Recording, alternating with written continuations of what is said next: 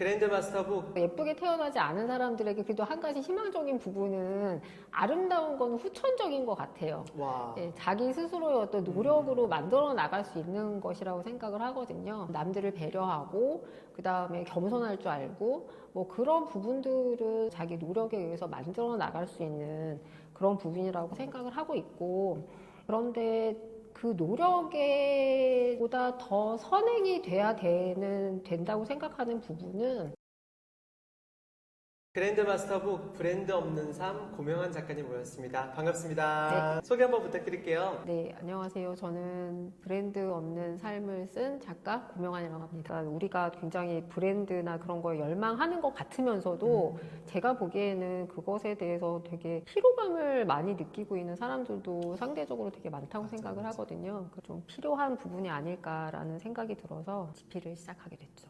네. 작가님 문장 한번 첫 번째 가져오신 거 한번 같이 한번 얘기 먼저 나눠볼까요? 제가 첫 번째 문장은 인간관계는 내 몸에 걸치는 게 아니라 마음에 스며드는 것이다. 이건 어떤 의미일까요? 나이가 들수록 인간관계가 굉장히 중요하다고 그렇게 얘기들을 많이 하거든요. 저는 사실 되게 내향인이에요. 그래서 인간관계에 대해서 사실 그렇게 막 중요하다는 생각을 하지 못하다가 나이가 들면서 점점 관계라는 게 우리 삶에 있어서 되게 중요한 부분을 차지한다는 생각을 하고, 요즘 들어서 이제 정말 관계라는 거에 대해서 생각을 많이 하게 되는데, 보통 이제 인생을 사는데 40, 50대가 어떤 커리어에서 좀 정점을 찍는 그런 시기라고 생각을 하거든요. 그러다 보니까 인간관계라는 게 사실 굉장히 소중하고 순수해야 되는 관계임에도 불구하고, 관계를 맺는 데 있어서 그 사람이 어떤 직업을 가지고 어떤 경제력을 가지고 있고 그런 것들이 관계를 맺고 소통을 하는 데 있어서 굉장히 중요한 기준으로 작용하고 있다는 생각이 많이 들더라고요. 그렇게 생각하면 인간관계도 정말 인간다운 그런 관계보다는 마치 명품을 소유를 해서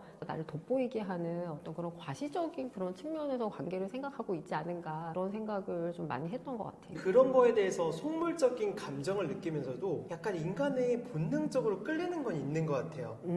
어떠신가요? 제가 봤을 때는 인간적으로 끌리는 부분은 사실 되게 순수한 부분이라서, 기본적으로 본능적으로 끌리는 부분은 그 사람의 품성이나 이야기를 하다 보면 뭔가 공감대를 형성하는 그런 부분들에 대해서도 본능적으로 끌리지. 근데 그러다 뭔가 호구조사를 한다든지 그렇게 해서 그 사람의 어떤 뭐 경제력이나 뭐 어떤 속물적인 그런 부분을 알게 되면 내가 원했던 기준에 만족을 하고 있는 사람이라 그러면 더 끌리는 그런 경향은 나타나는 것 같지만, 그것 자체가 인간으로서 끌리게 하는 그런 어떤 본능적인 그런 기준에 해당된다고 생각하진 않나요. 이제 비슷한 맥락에서 좀 가져온 문장인데요. LA 프롬은 시장 지향적 성격이야말로 현대 문화의 폐단이며 가장 외롭고 소외된 유형이라 평가한다.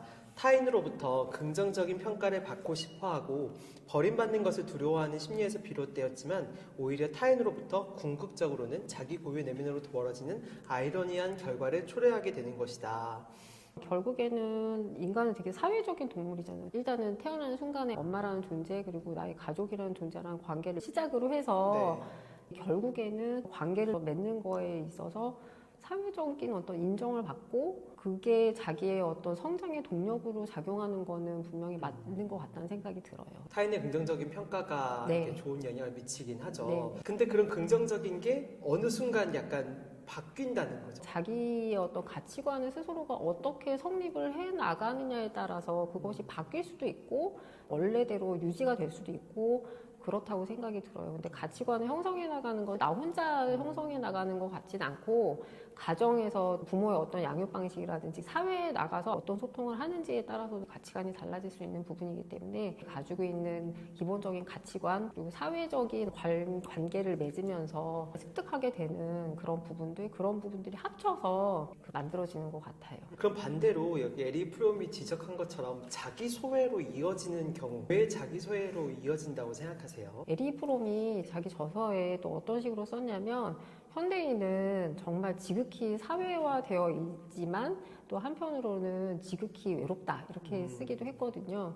사실 사회화됐다는 거랑 외롭다라는 거는 이렇게 같이 가기 힘든 약간 그런 의미 같잖아요. 요즘 시대를 생각해 보면 SNS가 특히나 젊은 사람들한테는 삶의 모든 부분을 잠식하고 있다는 좀 생각이 들거든요. 그런 측면에서 생각을 해보면 에리 프롬의 그 말이 굉장히 잘 맞아 떨어진다는 저는 생각이 좀 들기도 하는 것 같아요. 소셜 네트워크라는 영화가 있거든요. 페이스북 창립자 네. 마크 저커버거 얘기인데 여러 가지 뭐 법정 싸움을 벌이다가 결국에 이제 마지막에 동업자들과 결별을 하고 그리고 친구들을 다 잃게 되죠. 마지막 장면에 보면 혼자 이제 방에 덩그러니 남아서 자기가 만든 페이스북에 정말 수없이 많은 그런 팔로워들이 있지만 정작 자기가 인간적으로 깊은 관계를 맺고 싶어하는 한 사람하고는 관계를 맺지 못한 채로 끝나는 게 마지막 장면이거든요. 그 장면 자체가 에리 프롬의 자기 소외의 그 말과 딱 맞아떨어지는 그런 장면이라고 생각을 해요. 이제 SNS로 다시 돌아가서 생각을 해보면 정말 짧은 문장 한 문장 아니면 구도를 되게 인공적으로 예쁘게 잘 잡고 찍은 그런 사진 한 장 정도로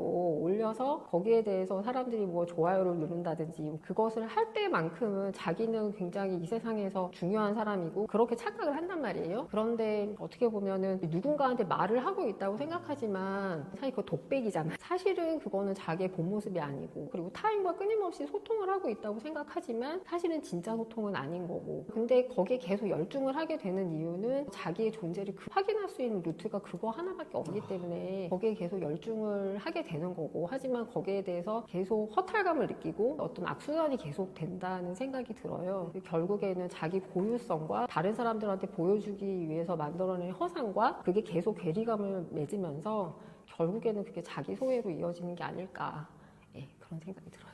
그러면 반대로 이런 시장지향적인 세상에서 이러한 사회 구조를 인정하는 속에서 자기 소외가 되지 않는 방법이 있을까요? 사람이 살아가는 거에 있어서 해답지가 주어져 있는 방법론은 없는 것 같거든요. 네. 그리고 제가 생각하기에는 뭔가 책 속에서 인간이라는 거는 뭔가를 체계화하고 분류를 하고 그런 논리적인 사고를 하는 걸 요하기 때문에 책 속에서 시장지향형 인간이다, 존재지향형 인간이다 이런 식으로 분리를 해서 설명을 하고는 있지만 결국에는 그거를 양분화해서 이분법적으로 생각을 할 수 있을까 생각을 해보면 그럴 수 없는 것 같아요.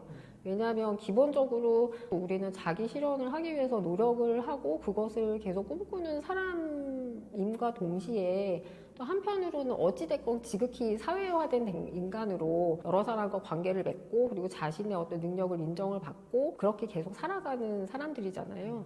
그렇기 때문에 이런 지향점을 둬야 될 것인가 저런 지향점을 둬야 될 것인가 그런 것에 대해서 고민하기보다는 직장에서 뭔가 일을 한다는 거는 그 업무라는 것을 내가 잘 해내서 인정받는다는 그런 의미도 있지만 사실 우리 모두가 하는 일은 나 혼자 하는 일은 아니잖아요. 그리고 뭐 굉장히 큰 일이든 작은 일이든 간에 사회에 뭔가 기여를 하는 것이 우리가 하는 일이잖아요.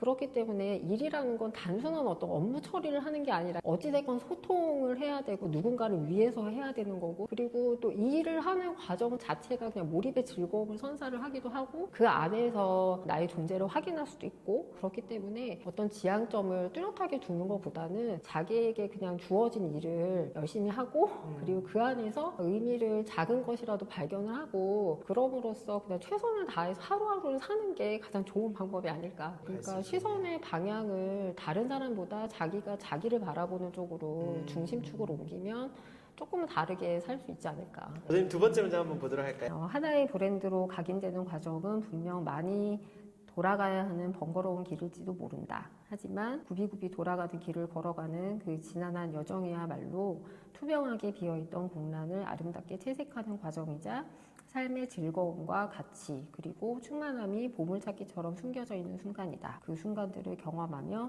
나라는 브랜드를 서서히 윤곽을 드러내게 될 것이다. 어떤 뜻일까요? 스스로를 하나의 1인 브랜드로 각인시키고 그러기 위해서 노력하는 과정이라는 거 제가 이제 브랜드라는 우리에게 쉽게 다가올 수 있는 그런 어떤 단어를 사용한 것이지만 그 과정 자체는 그냥 자기 자신을 실현을 하기 위한 그런 과정과 같은 의미라고 생각을 하거든요. 근데 여기에서 많이 돌아가야 하는 그런 번거로운 길이다라고 얘기를 하고 있는데 현대 사회는 기술이 엄청나게 발전을 많이 했잖아요. 챗 GPT? 뭔가 이렇게 요구를 하면 다 알아서 해준다고 하더라고요. 때로는 그리고 자기가 해야 되는 그런 부분들도 뭔가 요구를 하면 AI가 다 알아서 해주는 그런 세상이 되다 보니까 오히려 고통이 없고 노력이 없는 그런 삶을 되게 미덕이라고 생각하게 된 것이 아닌가라는 생각을 좀 할 때가 있어요. 그런데 사실은 우리가 살아가는 그런 과정 속에서 노력과 고통이 없이 뭔가를 얻을 수 있는 부분이 저는 없다고 생각을 하거든요. 교회에 처음에 들어가서 공부를 하다 보면 정말 관심 있는 그런 분야를 공부하기 위해서 제일 처음에 듣는 수업이 뭔가요? 개론 수업이잖아요. 네. 세상에 제일 재미없는 게 네, 개론 왜 수업이잖아요. 배우는지 모르니까. 네. 처음에는 왜 배워야 되는지도 모르겠고 나중에 지나서 그 개론 수업을 다 듣고 그리고 정말 자기가 원하는 뭔가를 듣기 시작하면 그제서야 안단 말이에요. 아, 이래서 개론 수업이라는 게 필요했구나. 그런 것처럼 하나의 어떤 관심 분야를 공부하는 데 있어서도 선행이 돼야 되는 건 일단은 재미없는 거, 그리고 고통스러운 거, 그리고 노력을 많이 요하는 거, 그런 것들이 선행이 되어야 하고 인간관계도 마찬가지인 것 같아요. 호감 가는 사람과 좋은 관계를 맺기 위해서는 마찬가지로 처음에 어색한 순간 서로 어색하고 아직은 친밀하지 않아서 말을 못하고 있는 그런 순간 되게 참기 힘들잖아요. 그런 어떤 과정과 서로의 어떤 장단점을 발견을 하고 싸우기도 하고 서로에 대해서 그리고 노력을 하는 그런 과정을 거쳐야지만 진짜 좋은 인간관계로 맞아요. 다시 거듭날 수 있는 거고, 그런데 하물며 자기 자신을 실현하는 어떤 그거는 사실 어떻게 보면 삶의 궁극적인 목적이잖아요.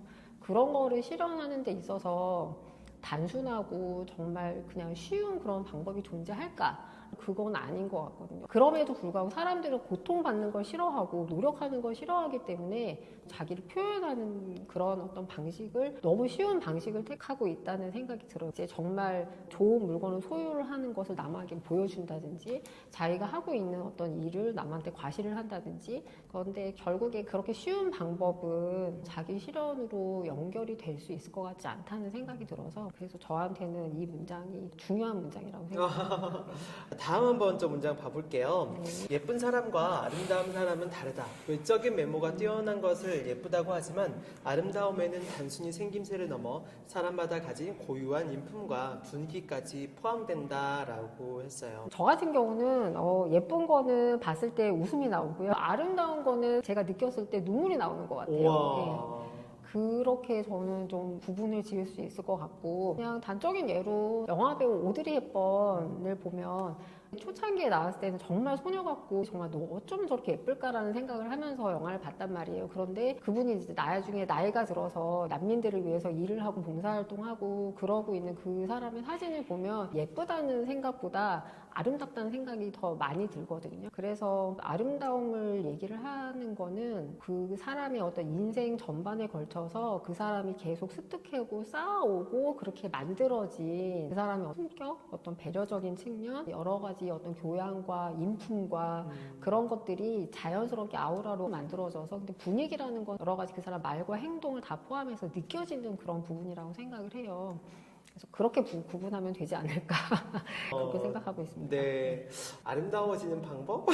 사실 예뻐지는 방법은 너무 뻔하잖아요. 네. 막 병원 가고 이러면 되는데 네. 아름다워진다? 예쁜 거는 사실 선천적인 거잖아요. 예쁘게 태어나지 않은 사람들에게 그래도 한 가지 희망적인 부분은 아름다운 거는 후천적인 것 같아요. 와. 예, 자기 스스로의 어떤 노력으로 만들어 나갈 수 있는 것이라고 생각을 하거든요. 아까 잠깐 말씀드렸던 것처럼 남들을 배려하고 그 다음에 겸손할 줄 알고 그런 부분들은 자기 노력에 의해서 만들어 나갈 수 있는 그런 부분이라고 생각을 하고 있고, 그런데 그 노력에 보다 더 선행이 돼야 된다고 생각하는 부분은 누구나 다 다른 모습으로 태어나잖아요. 그리고 가지고 태어나는 성격도 다 다를 거란 말이에요.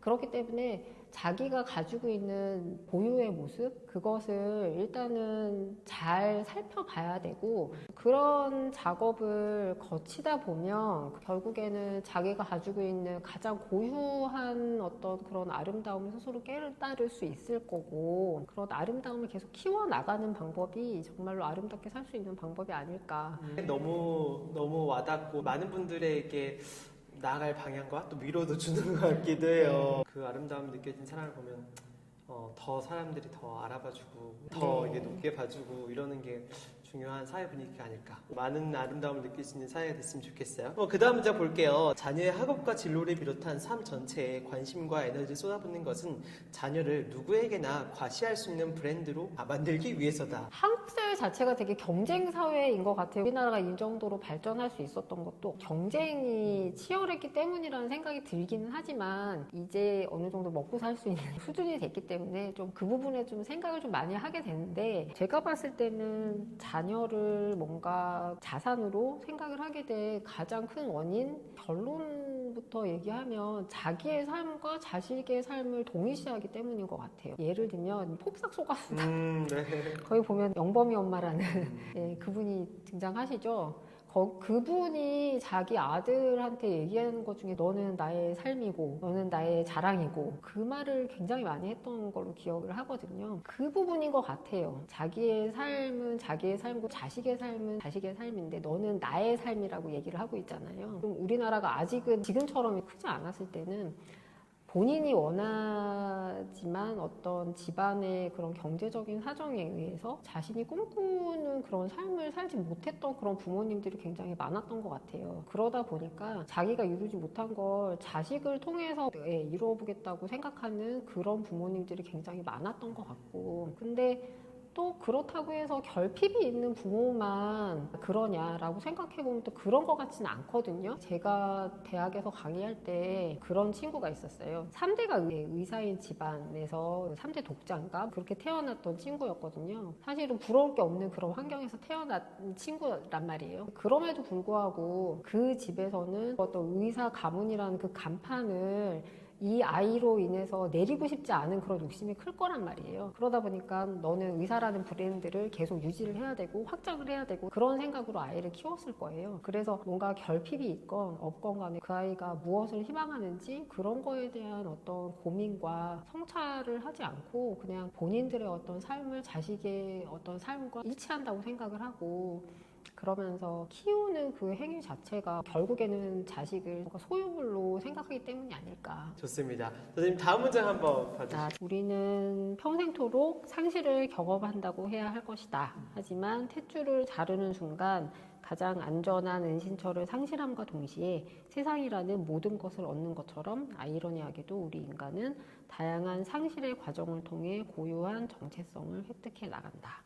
이 문장에도 쓰여 있는 것처럼 아이가 처음에 태어나기 전에는 엄마의 자궁 속이 모든 세상이잖아요. 가만히 있는데 엄마가 뭔가를 먹으면 그게 나한테 공급이 되고, 웅크리고 가만히 있기만 해도 안전한 환경이 공급이 되는 그런 10개월을 보낸단 말이에요. 그런데 이제 10달이 지나서 엄마 자궁 속에서 나오는 순간 나에게 있어서 가장 안전한 그런 은신처, 휴식처, 그런 것들을 상실을 한단 말이에요. 그런데 그 상실이 어떤 것을 안겨주냐?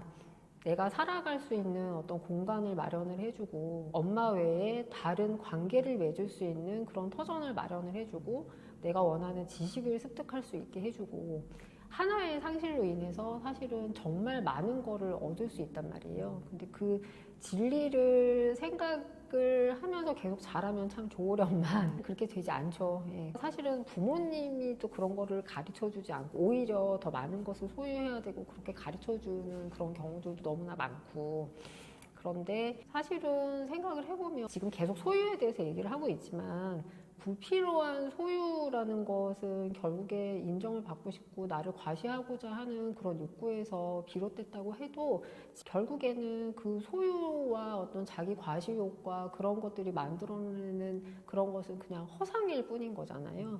불필요한 옷을 계속 입는 거란 말이에요. 그런데 그 불필요한 옷을 계속 덧입고 하다 보면 나중에 어떻게 될까요? 불편하잖아요. 활동하는데 불편할 것이고, 그리고 내가 왜 이걸 계속 껴입을까, 무엇을 위해서 그런 것일까라는 어떤 허탈감? 그런 거를 느낄 수도 있고, 옷을 껴입다 보면 움직이지도 못하잖아요, 나중에. 그러면 사실은 답은 되게 간단한 것 같아요. 결국에 자유롭게 내가 활동을 할 수 있기 위해서는 불편한 옷을 편하게 벗으면 되거든요. 과시적인 그런 삶을 사는 사람들은 어떤 식으로 생각을 할까요? 나는 내가 소유한 것이다 라고 정의를 내릴 수 있는데, 거기에서 한 겹만 벗으면 나는 내가 뭔가를 행하는 것, 나는 내가 말하는 것이다 라고 얘기할 수 있을 것 같고, 그리고 종국에 정말 불필요한 걸 다 벗어 던지고 나면 결국에는 나는 나다 라고 정의를 내릴 수 있다는 생각이 들어요. 좋습니다. 한번 이제 행복에 대한 이야기 한번 해보고 싶은데요. 행복해진다는 것은 거창한 생각을 하는 것도 아니요, 대단한 방법론으로 사는 것도 아니다.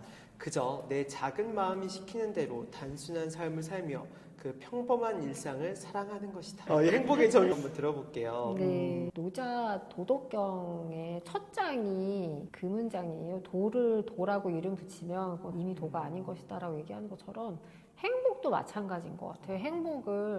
행복이라고 이름 붙이고 논하는 거는 행복이 아닌 것 같다는 생각이 들거든요.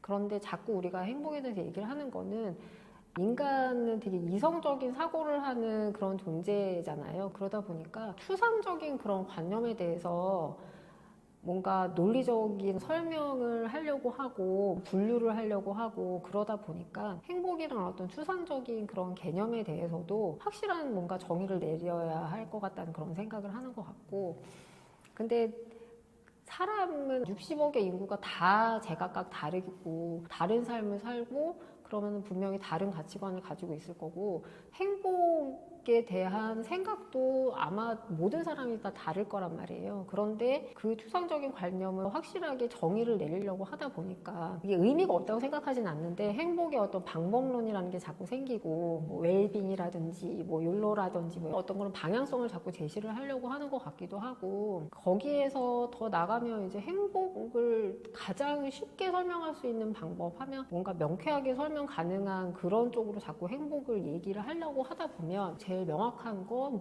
뭐가 있겠어요. 결국에는 뭔가 소유하는 거, 자꾸 그런 쪽으로 결국에는 왜곡시키고 변질시키고 그렇게 하다 보니까 사람들이 행복이라는 관념 자체에 대해서 혼란을 느끼고 그렇다는 생각이 들거든요. 근데 행복이라는 거는 좋은 것만이라고는 생각하지도 않아요. 왜냐하면 사람의 삶이라는 게 희노애락이 다 있고, 그리고 그런 것들을 다 경험을 하나하나 해 나가고, 그러면서 경험치를 획득하고, 그러면서 행복이라는 게 뭔지에 대해서 막연하게 꿈을 꿀 수 있고 그런 단계에 올라갈 수 있다고 생각을 하거든요. 고통이 없는 삶을 행복이라고 얘기하는 경우들도 있지만, 또 다르게 생각을 해보면 왜 화가 고흐 같은 사람들은 되게 불행한 삶을 산 것 같았고, 그렇지만 그 사람이 그림을 그리는 순간에 불행했을까? 행복했으니까 했을 거라는 생각이 들거든요. 그리고 무라카미 하루키, 제가 좋아하는 책 중에 하나인데 작지만 확실한 행복? 글귀를 보면 이제 그런 게 있어요. 뭐 산뜻한 면 냄새가 나는 뭐 러닝셔츠를 입었을 때 그것도 되게 작지만 확실한 행복이다 이렇게 얘기하는데, 그러면 결국에는 행복이라는 거는 자기가 스스로 뭔가 계속 끊임없이 경험을 해나가고, 좋은 것이든 나쁜 것이든 고통스러운 것이든 기쁜 것이든 자기 삶에서 경험을 통해서 그것들이 차곡차곡 누적이 돼서 만들어진 뭔가 총체적인 되게 산물이라는 생각이 들어요. 정의를 내리는 것 자체가 되게 어려운 일 같고, 행복하게 사는 거는 그냥 사는 것 같아요. 자기가 주어진 삶을 그냥 묵묵하고 담백하게 사는 거? 허무할 수도 있지만 가장 좋은 방법이 아닐까. 그냥 묵묵하게 살면서 어느 순간에 자기가 어떤 가치관이 성립이 되고, 그제서야 비로소 행복이 무엇일까에 대해서 한 번쯤은 질문을 해보게 되고, 그러면서 거기에 맞춰서 더 열심히 살게 되고 의미를 부여하게 되고 그런 단계에 오르지 않을까. 좋습니다. 그 삶을 묵묵하게 사는 거라고 했는데 마지막 문장이 또 그거랑 연관된 문장이어서 너무 와닿았어요. 네. 진정한 파워는 자기 삶에서 최선을 다함으로써 나오는 당당함과 성취감이 자아낸 아우라로부터 비롯된다. 헛된 에너지를 쏟기보다 최중을 위해 늘 노력하는 자세로 삶에 임하자. 근데 자기 스스로에 대해서 믿기 위해서는 일단은 선행돼야 되는 거는 자기 자신이 어떤 사람인가에 대해서 계속 끊임없이 생각하고 고민하고 성찰하는 그런 과정이 있어야 될 것 같고, 그리고 근데 제가 생각하기에는 자신의 진정한 파워라는 게 꼭 내면에서만 비롯된다고 생각하진 않아요. 내 어떤 자기 실현을 위해서 열심히 노력한다고는 하지만 그 열심히 노력한 거에 대해서 확인하는 작업도 필요하거든요. 그런데 그 확인은 자기 스스로도 할 수 있지만 자기 인생에서 되게 중요한 그런 사람들, 부모님이 될 수도 있고 자기 인생의 어떤 동반자가 될 수도 있고 자기가 정말로 중요하게 생각하는 그런 존재들을 통해서 내가 이때까지 잘 살고 있는지에 대한 외부로부터의 어느 정도의 확인과 인정과 그런 것도 어느 정도 동반이 돼야 된다고 생각을 하고요. 한 사람 정체성이 만들어지는 게 꼭 자기 혼자만의 노력으로만 가능한 것 같지는 않거든요. 여러 사람들의 도움이 있어야 되고, 그래서 무조건적으로 내면에서 비롯된다고 생각은 안 되고 어느 정도의 교집합적인 측면이 필요하지 않을까. 이렇게 되면 사회가 세상이 어떻게 바뀔까? 브랜드 없는 삶? 저마다의 힘을 가지고 스스로 믿고 그렇게 사는 사람들이 많아지면 자기 자신을 소중하게 생각하고 자기 자신의 어떤 단점도 받아들일 수 있는 사람이라면 다른 사람의 단점도 똑같이 포용하고 인정해주고 서로에 대한 이념이라든지 뭔가 어떤 분쟁이라든지 그런 것들이 조금은 줄어들지 않을까. 공감과 포용이 훨씬 더 늘어나지 않을까. 그런 생각이 드네요. 마지막으로 하고 싶은 말씀 있으세요? 아마도 사람들에게 인생의 목적이 뭐냐고 물어보면 거의 대부분의 사람들이 행복하고 싶다고 얘기하지 않을까 싶어요. 우리가 살면서 사실 목표와 목적을 되게 많이가 수도 없이 갖고 살잖아요.